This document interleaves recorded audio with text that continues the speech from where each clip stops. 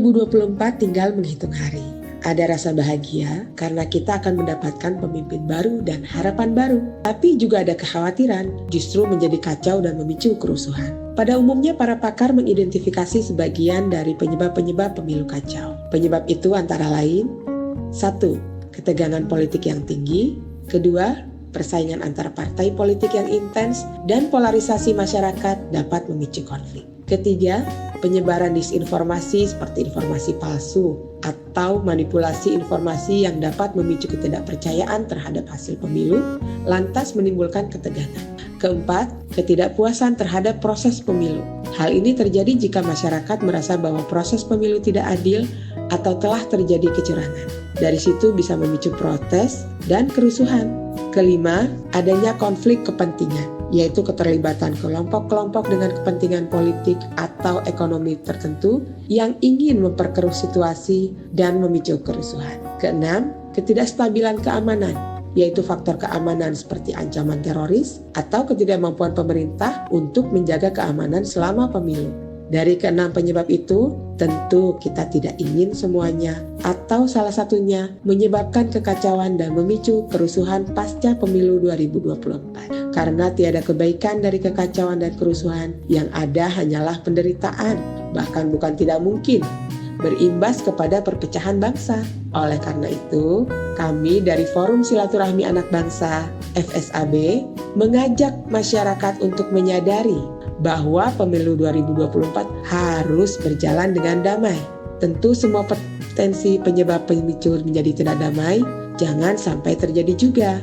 Mari sadari bersama bahwa pemilu 2024 adalah pemilu damai.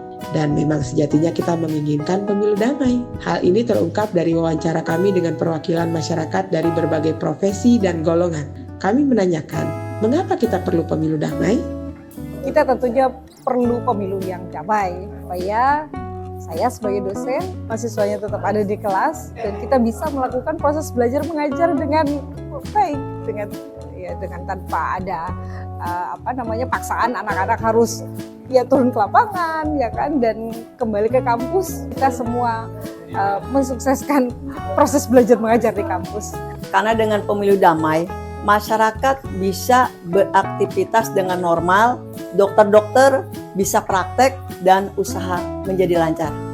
Kami dari pedagang mengharapkan pemilu ini agar tetap damai, agar juga para pedagang juga bisa mendapatkan pemimpin yang terbaik untuk adil, makmur, sejahtera, dan juga mengharapkan para pedagang juga bisa mendapatkan pertumbuhan ekonomi yang lebih baik, agar para konsumen juga terus bisa membelanjakan uangnya untuk para pedagang.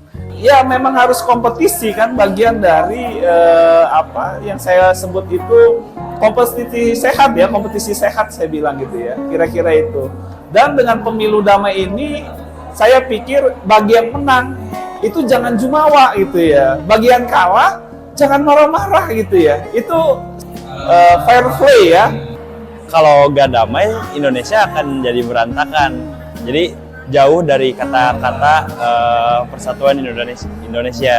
Tenangkan aja, mau itu kalian kalau nganggap itu curang, kalau nganggap itu nggak adil atau apa, udah tenangkan diri aja. Kalau mau demo udah di depan Monas, depan mau apa, nggak apa-apa, tapi jangan merusak. Karena kalau merusak itu juga ruginya di kita, karena kan kita yang bayar pajak, itu kan punya kita. Masa kita rusak hal yang barang punya kita, sayang dong. Pemilu jangan sampai rusuh, supaya kami, anak sekolah, bisa belajar dengan tenang di sekolah untuk masa depan kami. Setuju kan? Pemilu yang jujur dan adil menghasilkan pemimpin yang benar-benar diharapkan oleh rakyat. Oleh karena itu, sahabat Indonesia dimanapun Anda berada, ayo sukseskan pemilu 2024, jaga setiap tahapannya agar berjalan lancar, jujur, dan adil. Insya Allah, kita akan mendapatkan pemimpin terbaik pada tahun ini. Pemimpin yang seperti rakyatnya, jujur, adil, dan damai.